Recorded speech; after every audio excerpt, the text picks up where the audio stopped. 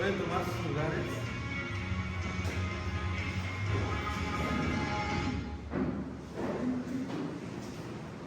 Muy buenos días, hermanos. ¿Qué tal? La agüita que el Señor nos regaló, La mañana, una mañana muy fresca. Y hace un momento escuchaba la lectura de nuestra hermana Marta, cuando David dice: bendice alma mía a Jehová y no olvides ninguno de sus beneficios. Lo grandioso de ese salmo radica en que David le está dando una orden a su alma. Él, en el contexto, él no tiene ánimos para agradecer a Dios. El contexto es, él no tiene... Son de esos momentos oscuros de nuestra vida cuando no tenemos ningún motivo para agradecer a Dios, y él le da una orden a su alma, le dice: bendice alma mía a Jehová y no olvides ninguno de sus beneficios. Trae a memoria las cosas que el Señor ha hecho contigo. Es lo grandioso de ese salmo, que él está dando una orden a su alma a bendecir a Jehová, aun cuando las circunstancias están en contra de nosotros. Vamos a orar. Señor y Padre Celestial, te pedimos, Señor, que rompas con toda barrera, con toda interferencia, con todo pecado, Señor, que puede albergar nuestro corazón en conducta, pensamiento, de hecho, de palabra, Señor. Abre nuestro entendimiento para poder comprender la profundidad de tu palabra y poder sanar las heridas y poder salir desafiados, Señor, en este lugar. Háblanos tú, que no sea yo hablando, sino sea tu palabra, Señor, quien hable a través de mí. En el nombre de Jesús, amén y amén. Muy bien, hermanos, el título de esta enseñanza es la restauración. La restauración es el título de este sermón, y es lo que vamos a meditar en esta mañana: la restauración. ¿Cuántos de nosotros necesitamos ser restaurados? Todos estamos dañados, estamos fracturados, y para poder entender mejor el concepto de la restauración es importante ver la definición de esta palabra. La definición de la palabra restauración es el proceso, fíjense bien, es el proceso de recuperar, reparar, revitalizar algo que ha sufrido deterioro, daño o desgaste con el tiempo. Nosotros en el transcurso de nuestra vida hemos sufrido daños. Muchas veces nuestra imagen está deteriorada, nuestra moral, nuestra fe, nuestra alma, nuestra vida se ve afectada, se ve dañada, se ve desgastada a través de las diferentes circunstancias de los cuales hemos vivido, ¿no? Hay personas que se han encargado de deteriorar nuestra imagen. El pecado ha causado en nosotros deterioro y es necesario ser restaurados. Vamos a ver una imagen gráfica, algo gráfico de lo que es una restauración y cómo podemos pasar esto en un plano vivencial. Vamos a ver esta imagen, ¿no? ¿Qué notan de diferente entre una y otra? Color, muy bien. Mande. Ok, el brillo.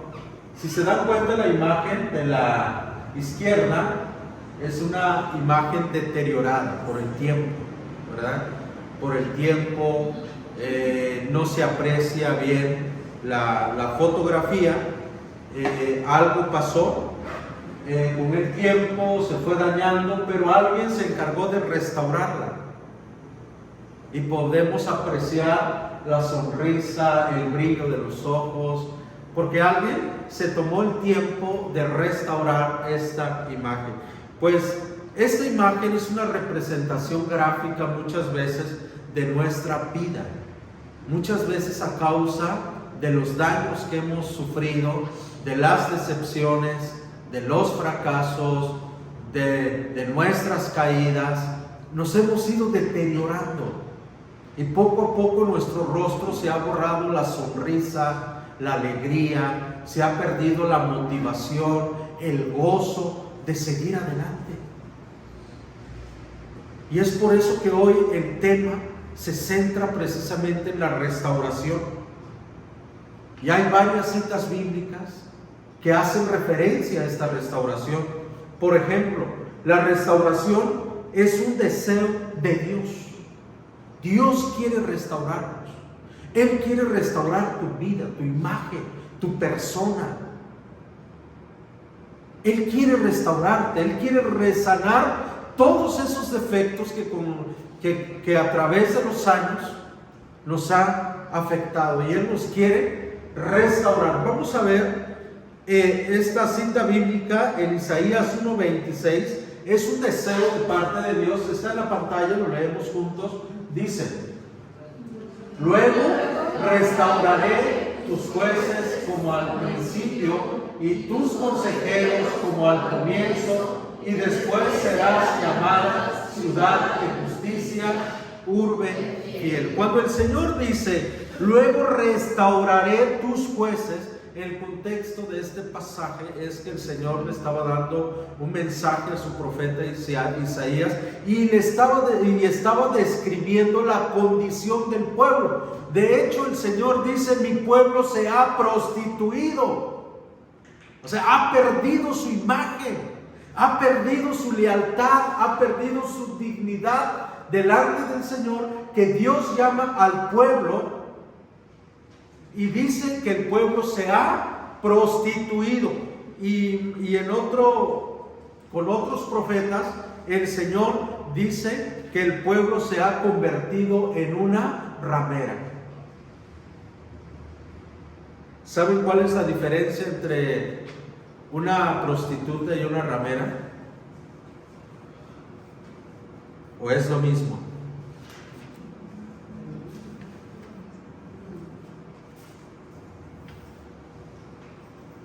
Cuando la Biblia hace referencia o describe al pueblo que se ha prostituido,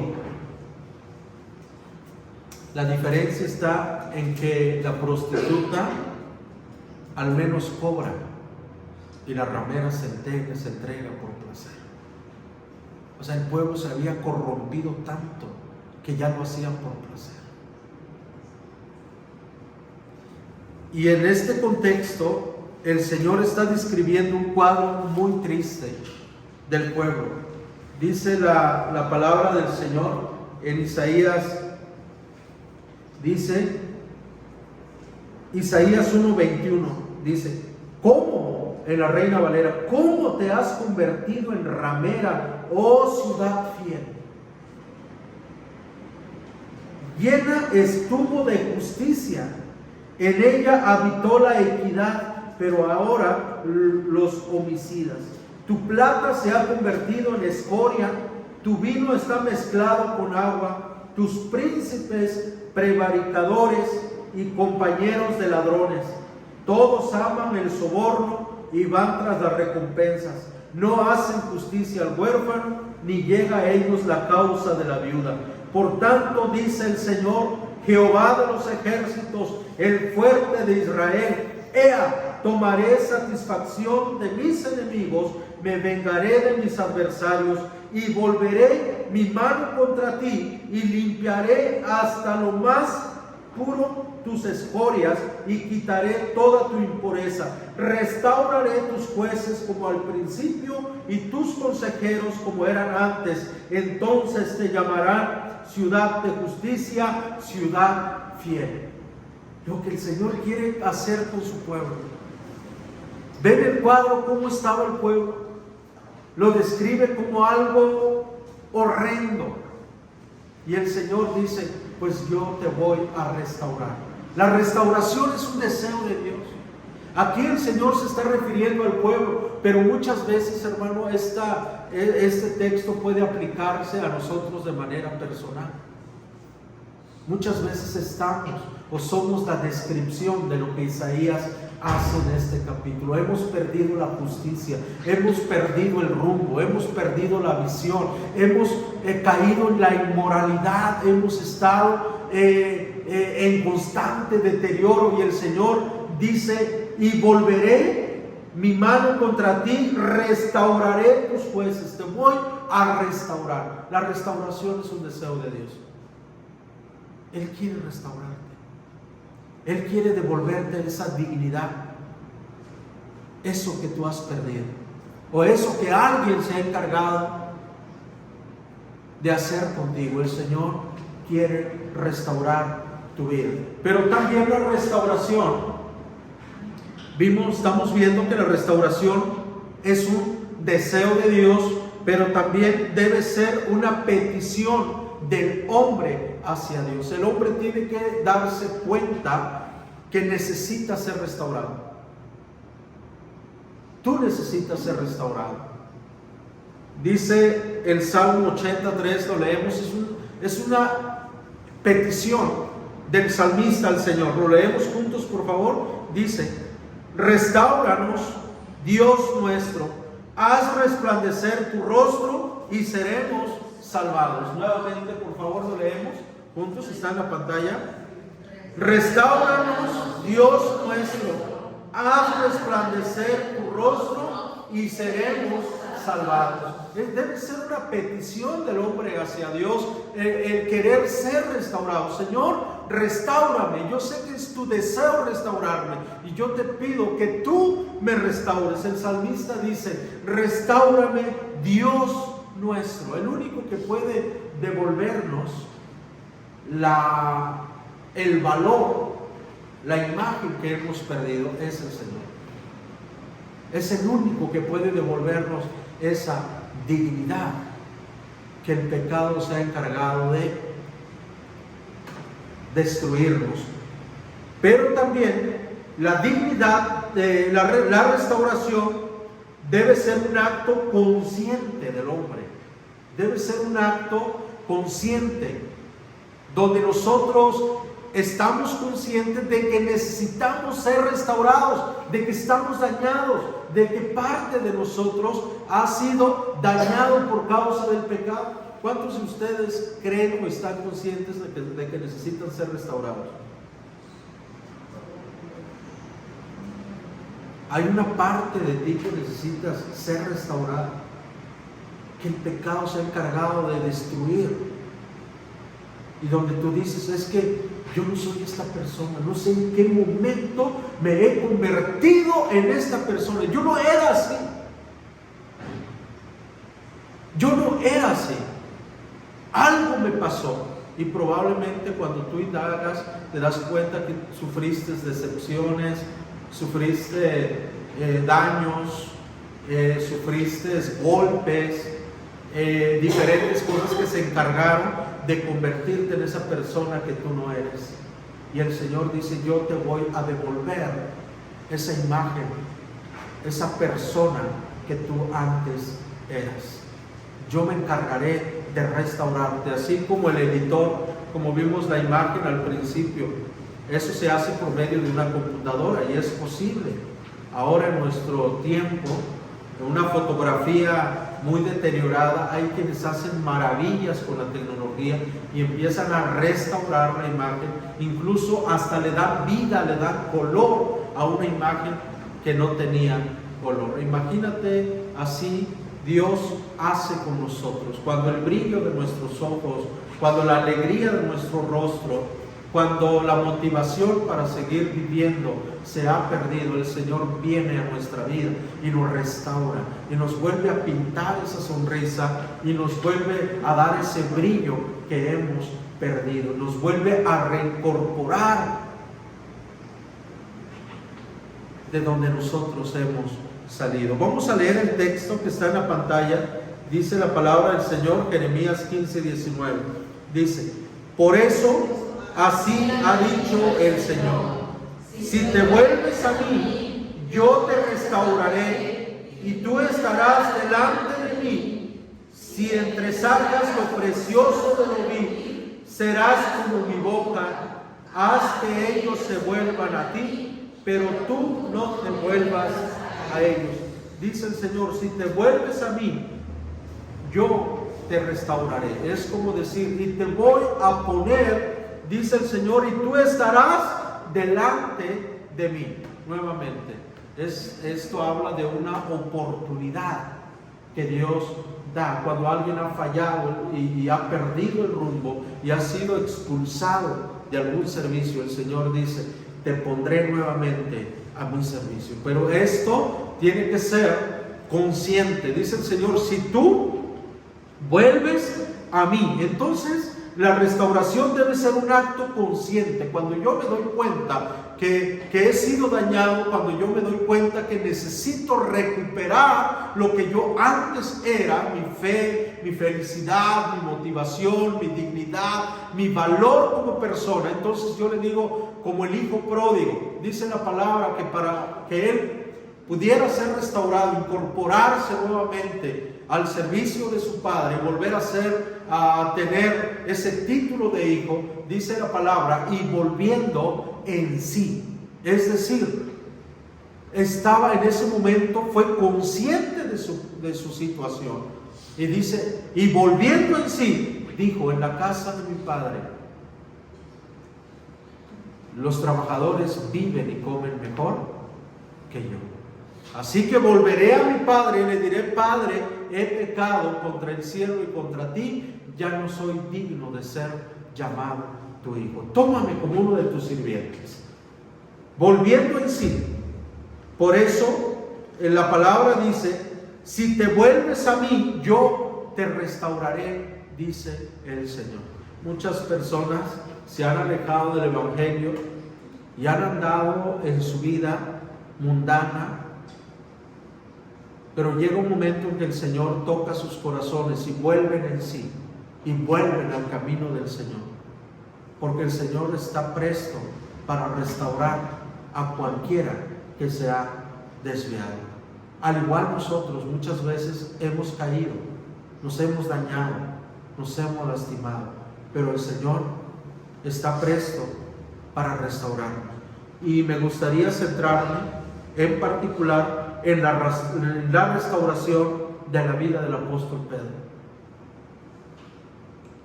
Y vamos a comenzar a llevar de aquí en adelante algo tan simple pero tan profundo acerca de la vida de los 12 apóstoles de Jesús. Es algo tan simple que debemos de conocer, pero haciendo un examen, ¿alguien puede ponerse de pie y mencionar el nombre de los 12 discípulos?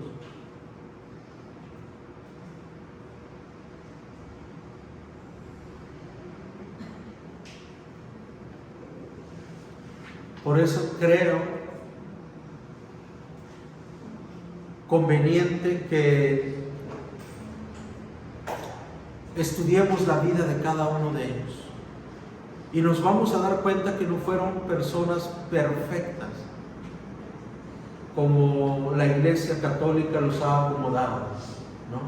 Porque ese es un concepto de la Iglesia Católica, colocar santos y al colocarlos en nichos nos hacen ver una figura, un personaje inalcanzable, en el cual nosotros decimos: es que yo no, ¿cómo voy a ser como Pedro?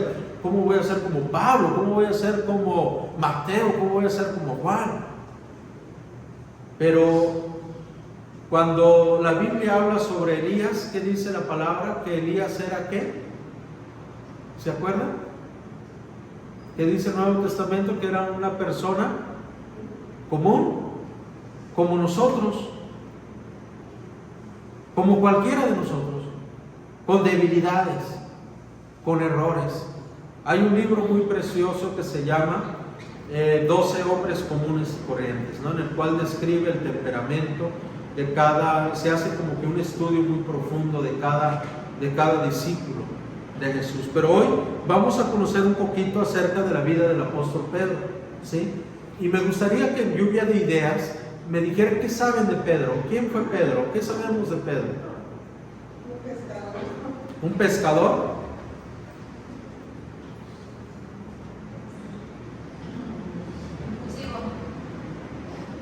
¿Perdón? ¿Ok? ¿Qué más? ¿Qué más sabemos del apóstol Pedro? Que también se llama Simón. Ah, Simón, de hecho era su nombre. Hijo de Zebedeo, Simón, hijo de Zebedeo. Estaba casado. Ah, muy bien, estaba casado. No sabemos, ¿verdad? Es un dato que he querido investigar un poquito acerca de Pedro. ¿Qué pasó con su esposa? Porque nunca se menciona a su esposa durante su ministerio, excepto que Jesús sanó a su suegra, ¿verdad? Y de ahí no sabemos si dejó a la familia por dedicarse de lleno al ministerio o qué pasó ahí, ¿verdad? Entonces, lo que sí sabemos es que él era casado, ¿no? Pedro, ¿qué más sabemos de Pedro? A ver, ¿lluvia de ideas o me voy de uno en uno? A ver, Marta, ¿algo de Pedro? Amigo, discípulo de Jesús. Jackie, ¿algo que sepas de Pedro? Que lo negó 3 veces. Que lo negó 3 veces a Jesús, lo negó 3 veces. ¿Juan? Creo que Jesús le preguntó que si lo amaba, ¿no? Ok. Y le dijo, tú lo sabes, y ya después al final le preguntó varias veces y al final le dijo, Él lo quería. ajá. Y ya le dijo, sí señor, yo te amo, algo así, ¿no? Como dije. Muy bien, ok. Ese fue Pedro, muy bien, él fue, ¿verdad? ¿A qué más saben de Pedro? Era un pescador. Y fue el que le preguntó a Jesús que iba a ser de Juan. Y le dijo, bueno, a ti qué, ¿no? Exactamente, y muy bien, ¿qué iba a pasar con Juan, no? Pero bueno, unas cosas, algunos datos de Pedro es que Pedro no tenía una preparación académica elevada, ¿no? De hecho, la Biblia lo describe como alguien pues de muy poca preparación, hasta no sabemos si sabía leer o escribir, ¿no? Pedro, por eso algunos dicen que alguien escribió sus cartas, que no fue él dictó, ¿no? Entonces habían varias cosas ahí. Y cuando él estuvo ante el Sanedrín y lo estaban juzgando, dice que él hablaba con mucha elocuencia y se sorprendieron y se dieron cuenta de que había estado con Jesús por la forma en cómo él hablaba y cómo él defendía su fe. Entonces ese era Pedro. También información extra de la Biblia, se registra que Pedro fue quien murió con la cruz invertida, ¿no? Cuando le dijeron que cuál era su último deseo, entonces Pedro dice, mi deseo es morir con la cruz invertida porque no soy digno de morir igual que mi maestro. Por eso es que él muere de esa manera, crucificado con la cruz invertida, ¿no? Pedro, es lo que sabemos de él, era un hombre muy impulsivo. Fue el que respondió una de las preguntas más desafiantes que Jesús hizo cuando dijo, ¿y quién dicen ustedes que soy yo? O sea, era la determinación, el examen para pasar en ese momento, porque Jesús ya estaba a punto de irse y él dice, tú eres el Cristo, Hijo del Dios viviente. Entonces el Señor Jesús le dice, Pedro, esto no te fue revelado por sangre, ¿no? Ese es Pedro, y sobre él vamos a aprender cómo Dios obró en su vida, y vamos a ver primero su llamamiento, cómo fue el encuentro de Pedro con Jesús. Esto lo encontramos en Lucas capítulo 5. Por favor, busquen en sus Biblias Lucas 5. Hoy sí vamos a ocupar bastante la Biblia, porque vamos a centrarnos en varios pasajes. Lucas 5, la pesca milagrosa. Lucas 5, amén. Ok, lo voy a leer en la versión Reina Valera 60, por favor. Dice, y los demás escuchemos, y ahorita vamos a hacer una comparación entre el llamamiento de Pedro y su restauración. Ok, aconteció que estando Jesús junto al lago de Genesaret, el gentío se agolpaba sobre él para oír la palabra de Dios, y vio dos barcas que estaban cerca de la orilla del lago, y los pescadores, habiendo descendido de ellas, lavaban sus redes. Y entrando en una de aquellas barcas, la cual era de Simón, le rogó que le apartase de tierra un poco, y sentándose enseñaba desde la barca a la multitud. Cuando terminó de hablar, dijo a Simón: boga mar adentro y echad vuestras redes para pescar. Respondiendo Simón, le dijo: Maestro, toda la noche hemos estado trabajando y nada hemos pescado, mas en tu palabra echaré la red. Y habiéndolo hecho, encerraron gran cantidad de peces, que su red casi se rompía. Y entonces hicieron señas a los compañeros que estaban en la otra barca para que viniesen a ayudarles, y vinieron y llenaron ambas barcas de tal manera que se hundían. Viendo esto, Simón Pedro cayó de rodillas ante Jesús diciendo: apártate de mí, Señor, que soy hombre pecador. Porque por la pesca que habían hecho, el temor se había apoderado de él y de todos los que estaban con él, y asimismo de Jacobo y Juan, hijo de Zebedeo, que eran compañeros de Simón. Pero Jesús dijo a Simón: no temas, desde ahora serás pescador de hombres. Y cuando trajeron a tierra las barcas, dejándolo todo, le siguieron. Qué precioso encuentro. Siempre que tenemos un encuentro con Jesús, nuestro corazón rebosa de gratitud, de contentamiento, se aligera nuestra carga. Hermanos, y muchas veces nosotros, cuando hablamos de un encuentro con Jesús, siempre lo remontamos desde el día en que aceptamos a Cristo en nuestro corazón, pero realmente un encuentro con Jesús lo podemos tener todos los días. Un encuentro especial con Dios. No sé cuántas veces en tu vida has tenido un encuentro especial con Dios.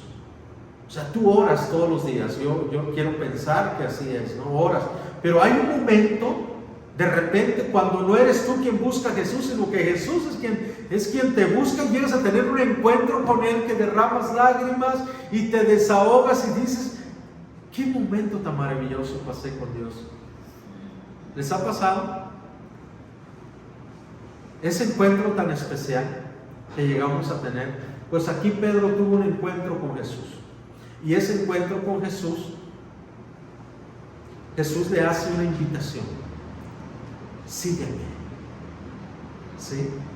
Vamos a ver nada más algunos elementos importantes que encontramos aquí. Por favor, vemos que este evento sucede una noche de fracaso sin pesca. ¿Estamos de acuerdo? Dice Pedro: toda la noche hemos pescado y nada hemos hallado. ¿Dónde sucede?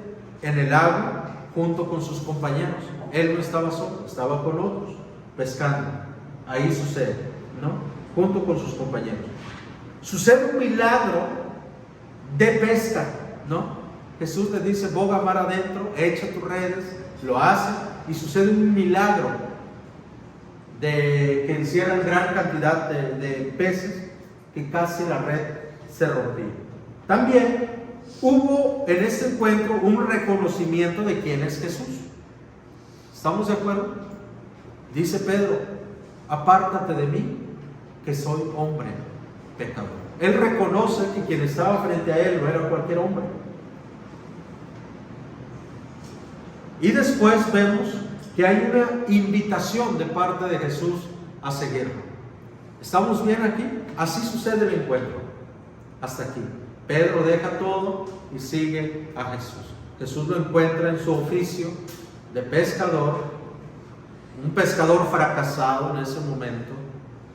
Viene Cristo y le da una esperanza, pero le cambia de oficio y le dice: de ahora en adelante serás pescador de hombre. Y Pedro empieza a caminar con Jesús, come donde Jesús come, duerme donde Jesús dormía.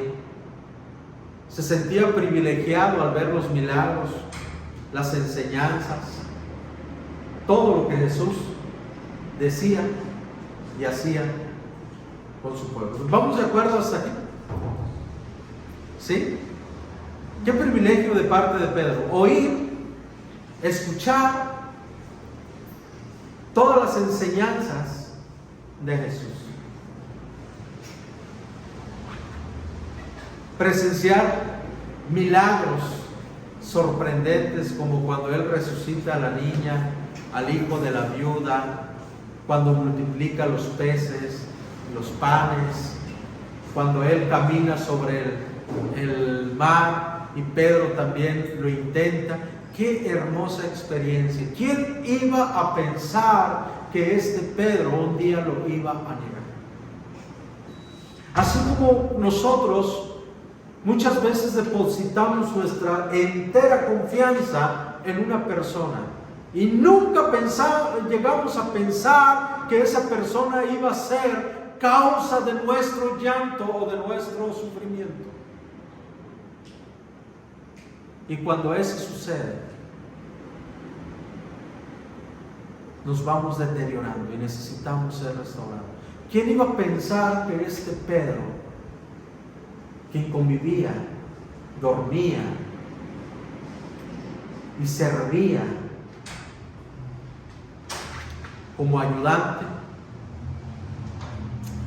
como discípulo de Cristo, iba a vivir un episodio tan amargo, tan oscuro, tan doloroso como lo que él hizo? Por eso la palabra dice: el que piensa estar firme, mire que no caiga. Hermanos, ninguno de nosotros está exento a negar a Cristo.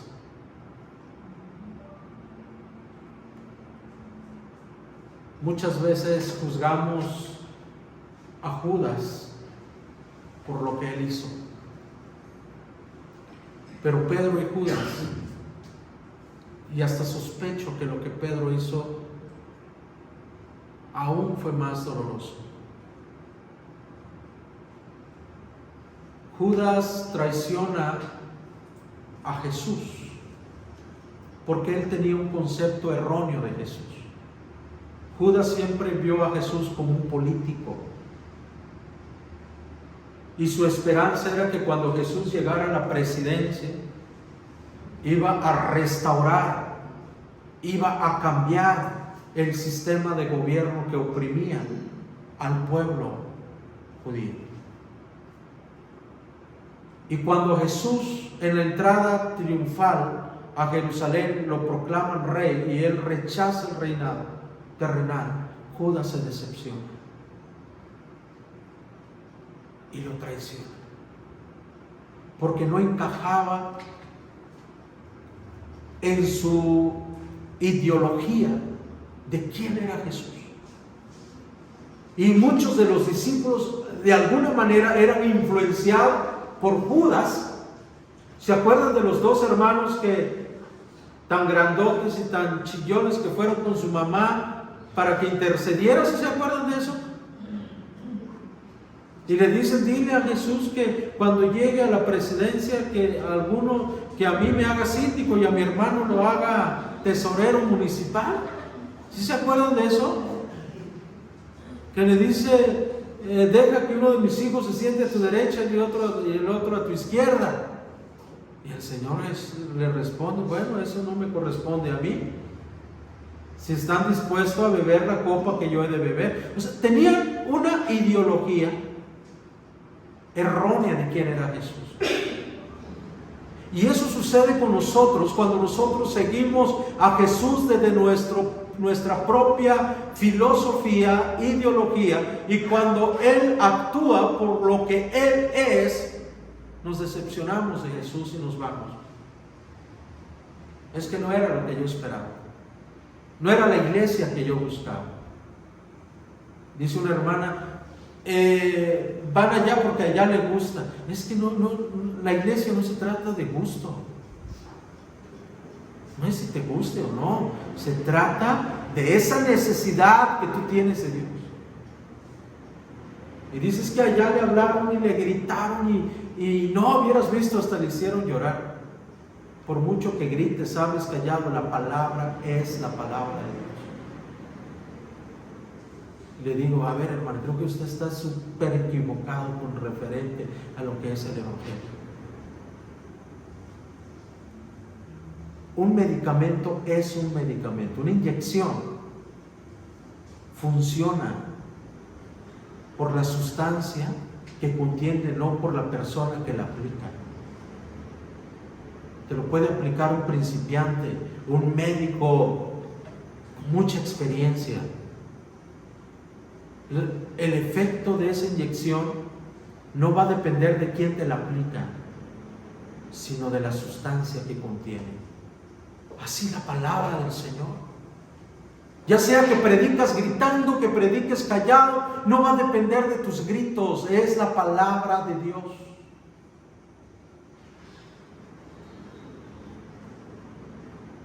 Y no estamos aquí por gusto, porque nos guste o no. Estamos porque necesitamos de Él, necesitamos de su palabra. Tú te tomas el medicamento porque te gusta su sabor. No tomas medicina porque te gusta, lo tomas porque lo necesitas. Necesitamos de la palabra. Y estamos aquí porque necesitamos de Dios. Entonces Pedro, vamos a entrar, entonces vimos su llamamiento, lo que sucede en su llamamiento. No olviden esto, por favor, porque esto tiene que ver con su restauración. No olviden esto. ¿Qué había cuando Jesús lo encontró? Había una noche de fracaso, no había pescado, era junto a un lago con sus compañeros. Sucede un milagro de pesca, él reconoce a Jesús, le dice: apártate de mí que soy hombre pecador, y Jesús le hace una invitación: sígueme. ¿Estamos de acuerdo? Lucas 5. Ahora vamos a ver su negación. Lo encontramos en Mateo 26, 69 al 75. Esto lo voy a invitar a ustedes que lo lean, por favor. Mateo 26, del 69 al 75, por favor.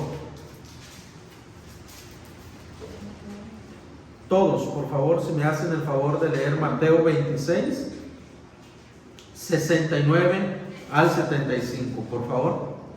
Mientras tanto, Pedro estaba sentado afuera en el patio. Una sirvienta se acercó y le dijo: tú eras uno de los que estaba con Jesús el Galileo. Pedro se lo negó frente a todos. No sé de qué hablas, le dijo. Más tarde, cerca de la puerta, lo oyó otra sirvienta, quien les dijo a los que estaban por allí: este hombre estaba con Jesús de Nazaret.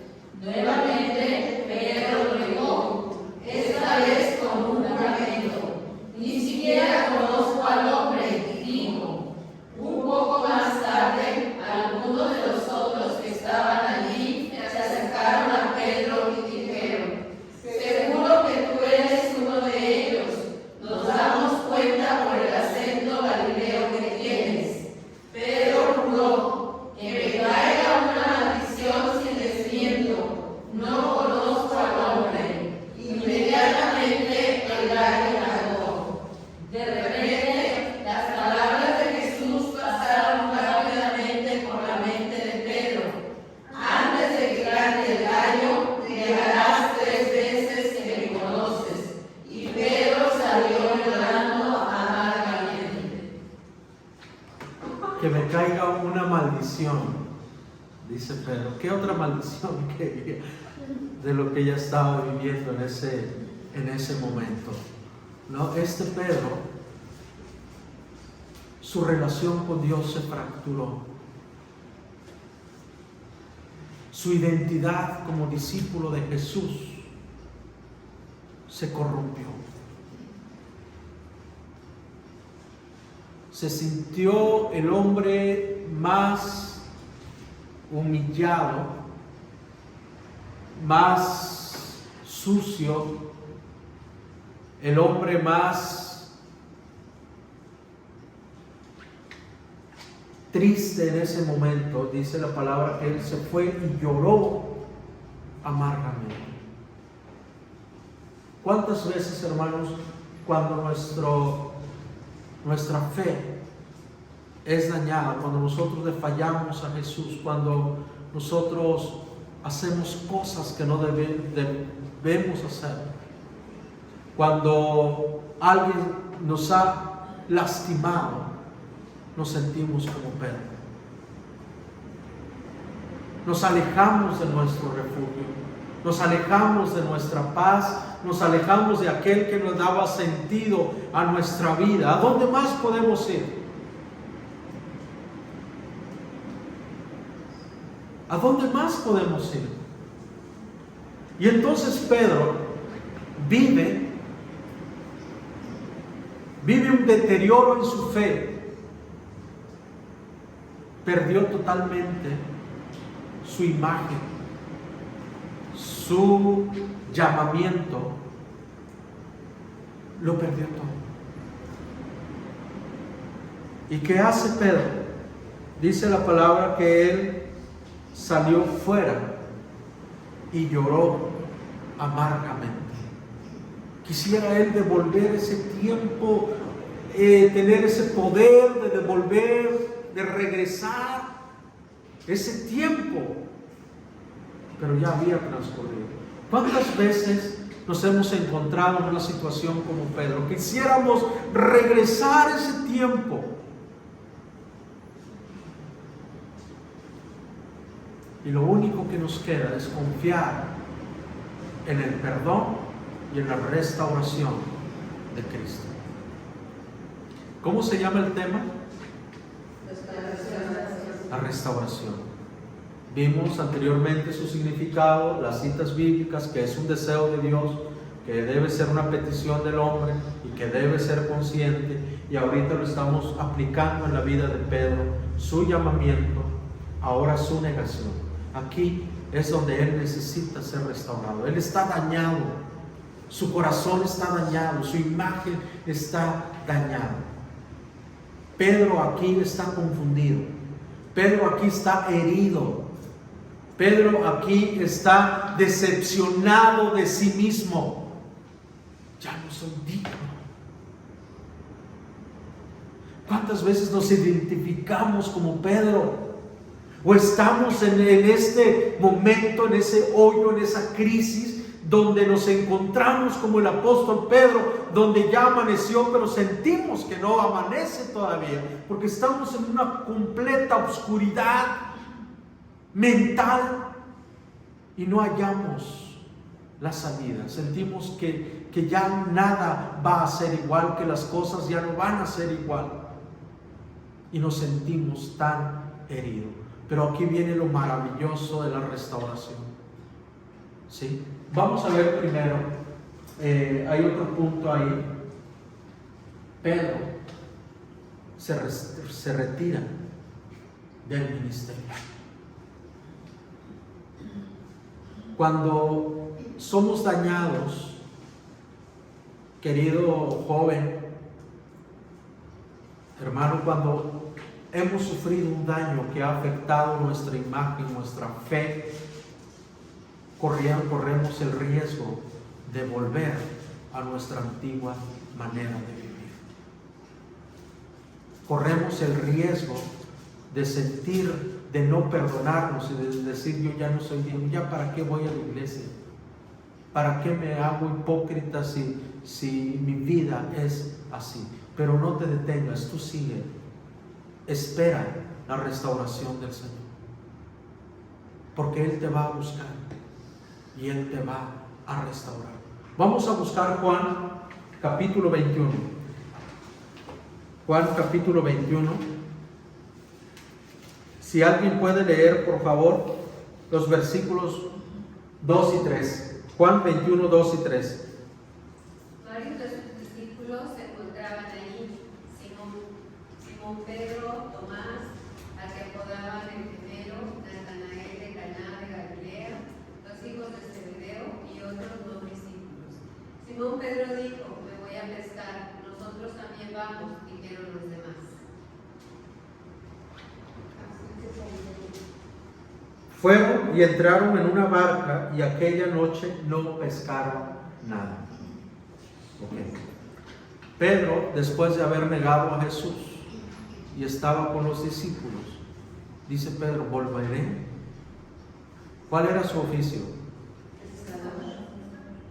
Jesús le había hecho un llamamiento: vas a ser pescador de hombres. Sucede lo que sucede en su vida y dice, volveré a mi antiguo oficio, porque ya no se sentía digno de continuar con el ministerio. Y se va.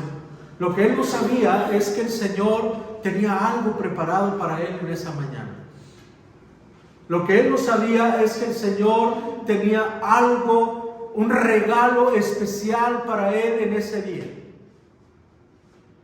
Y lo que él no sabía es que detrás de él venían otros que no tenían rumbo ni dirección y que solo estaban viéndolo. Cuando Pedro dice, me voy a la pesca, ¿qué dicen los demás? Nos vamos contigo. Hermano, por eso tú debes de pensarle muchas veces antes de retirarte en el Evangelio. Mira quién te viene siguiendo.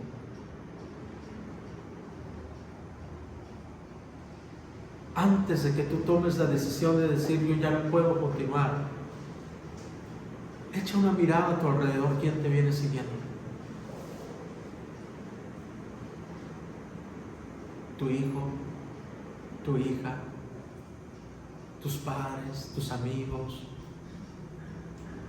Tú no sabes lo importante y lo especial que eres para el Señor en esta mañana, en esta hora.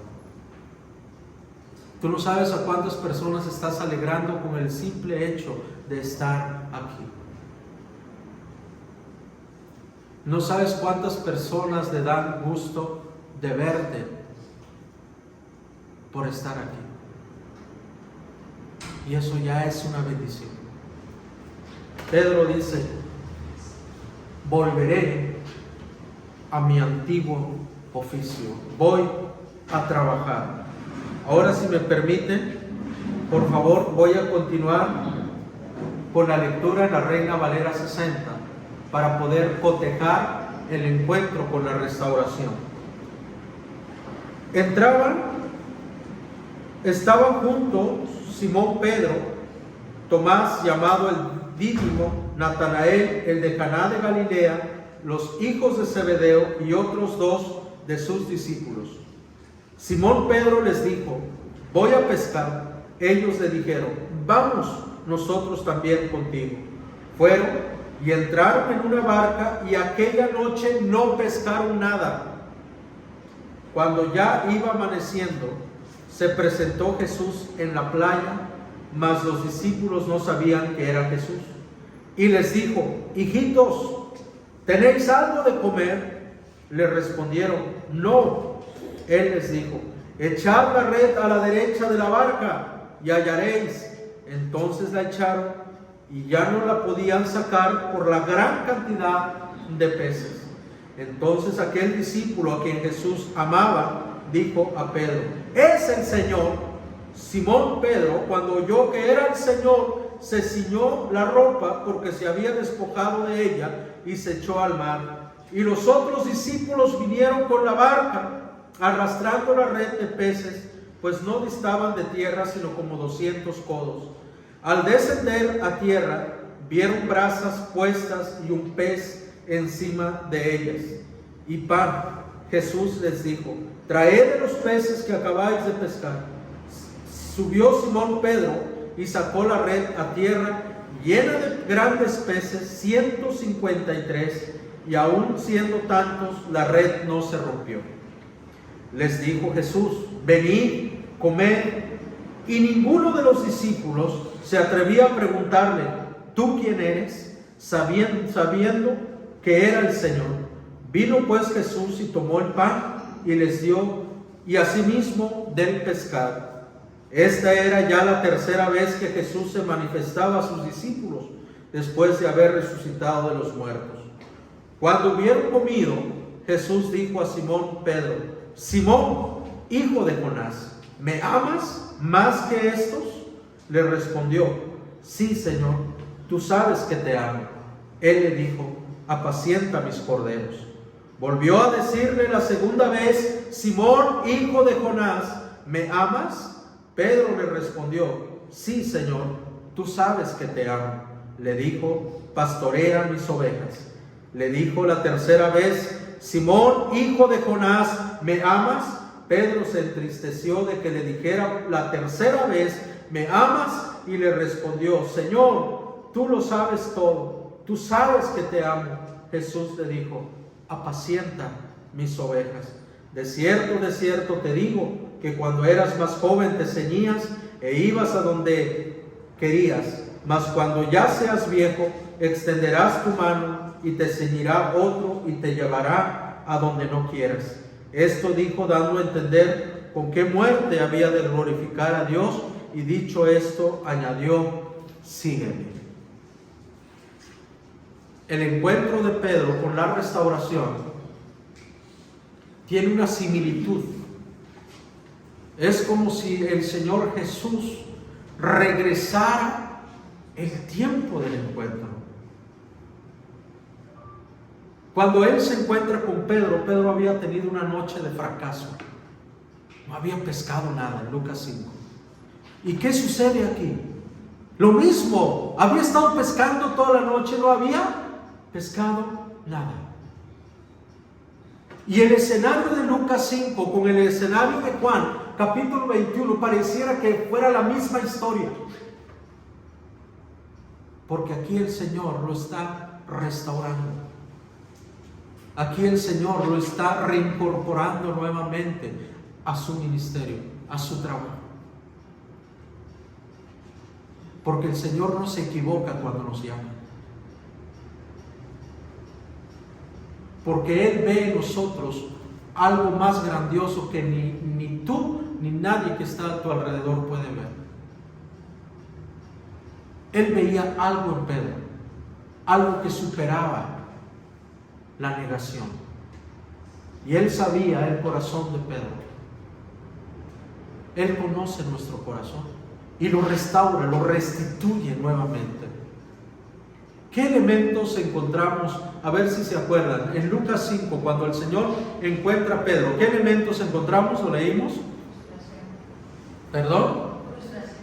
Sí, pero el escenario, ¿cómo era? De noche.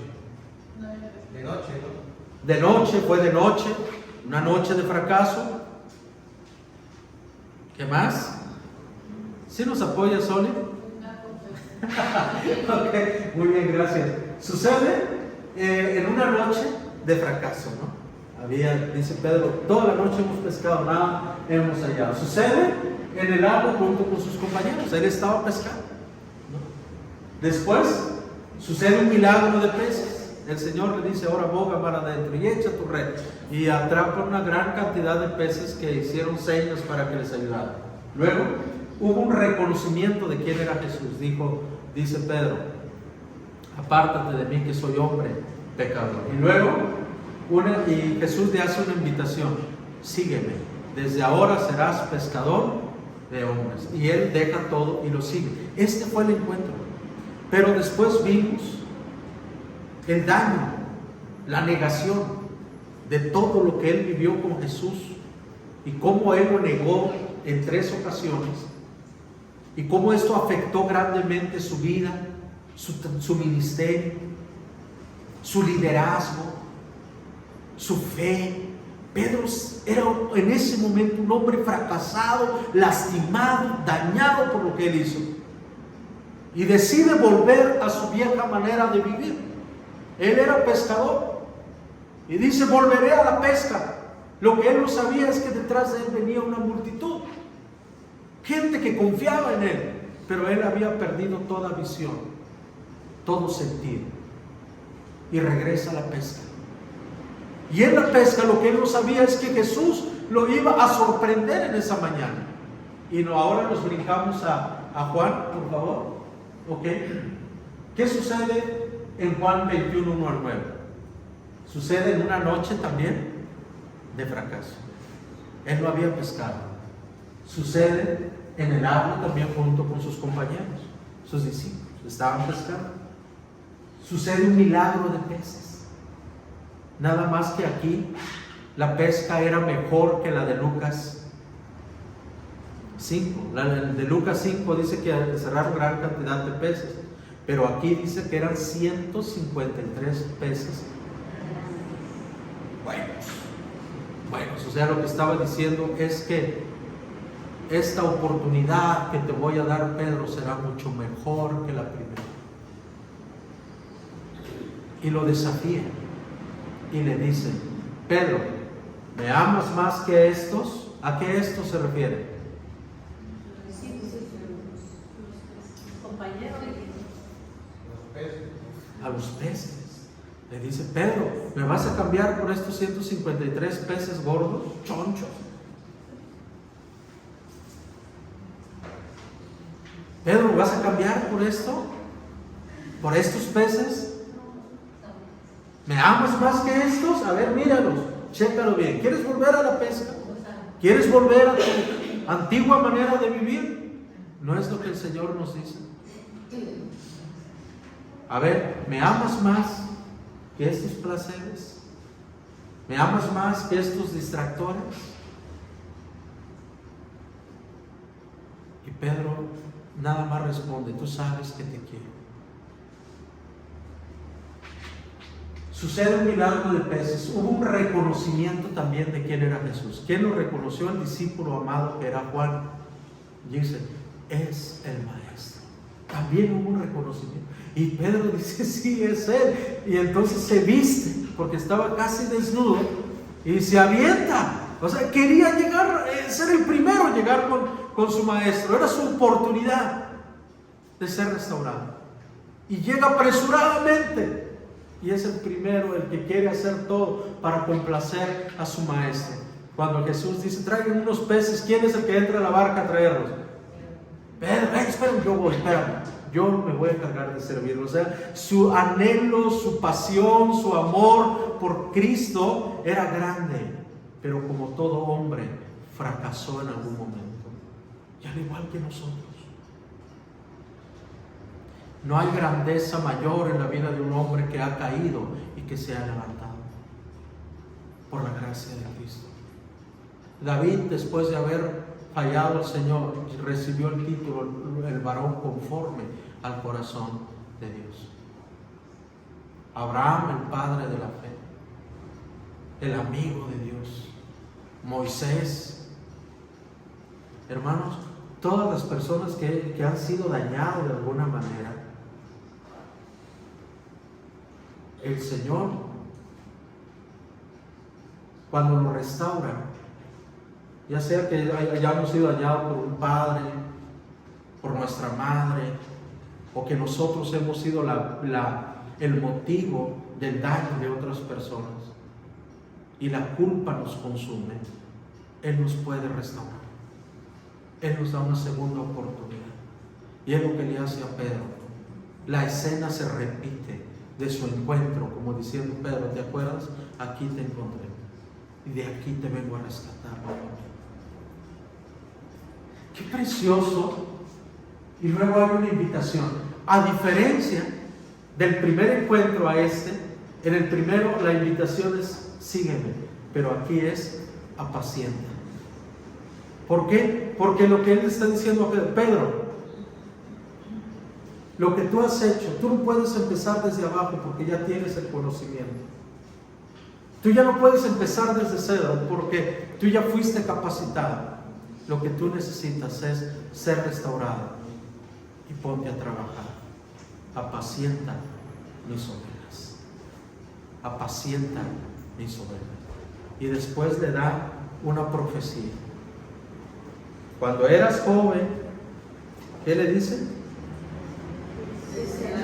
Cuando eras más joven te ceñías e ibas a donde quieras, mas cuando seas viejo extenderás tu mano y te ceñirá otro y te llevará a donde no quieres. Mucha gente piensa que habla de la vejez, que ya no va a poder caminar. No, esto lo dijo la forma en cómo iba a morir Pedro. Dice: cuando seas viejo extenderás ¿qué? Tus manos, tus brazos. Sí, porque él extendió así cuando lo amarraron y él iba detrás del caballo hacia la cruz. y fue llevado a donde él no quería, que era la muerte. Porque así fue llevado el apóstol Pedro cuando lo atraparon y tuvo que extender su mano en contra de su voluntad. Lo amarraron con lazo detrás de un caballo y él iba extendiendo su mano, y Jesús le estaba diciendo: extenderás tu mano y otro te llevará y te llevará donde no quieras ir, la muerte de cruz. Y entonces cuando Pedro estaba a punto de ser crucificado, le dice: tienes derecho a cuál será tu última voluntad. Y él dice: quiero morir con la cruz invertida, porque no soy digno de morir como mi maestro. Y así acaba la vida del apóstol Pedro. ¡Qué tremendo! Nadie es digno de ser como el maestro, pero fuimos llamados a seguirlo hasta la muerte. Yo te invito a que nos pongamos de pie. No sé qué daño hay en tu corazón. Yo no sé qué tú deseas que Dios restaure en tu vida. Pero dale, todo va a depender de la dureza de tu corazón. Acuérdense, la restauración es un deseo de Dios, debe ser una petición del hombre hacia Dios y debe ser consciente. Necesito ser restaurado. Vamos a orar. En el nombre del Padre, del Hijo y del Espíritu Santo, Señor, bendecimos tu nombre en esta mañana. Cuánta gente, cuántas personas viven fracturadas, dañadas, su imagen, su moral, su fe, su familia, su matrimonio. Pero aún así, Señor, no han clamado a ti, porque no han sabido que es tu deseo restaurar a todas aquellas personas que deseen hacerlo, Señor. Hoy aprendimos a través de tu siervo, de tu apóstol, de tu discípulo, que nadie está exento a fallarte, Señor. Pero gracias por esa promesa de la restauración, que está al alcance de todo aquel que es consciente y quiera recibirlo. En esta mañana te pido, Señor, que tú obres, que tú hables a la vida de tus hijos, a la vida de cada uno de los oyentes. Obra en sus vidas, dale la restauración que nuestras vidas, que sus vidas necesitan. En Cristo Jesús, Señor nuestro, te amamos y te agradecemos por todo lo que has hecho en nuestra vida. Aun cuando no tenemos las fuerzas para seguir, recordaremos lo que dijo tu siervo David: bendice, alma mía, a Jehová, y no olvides ninguno de sus beneficios. Señor, te bendecimos por todo lo que has hecho y por sostenernos hasta hoy. En Cristo Jesús, amén y amén.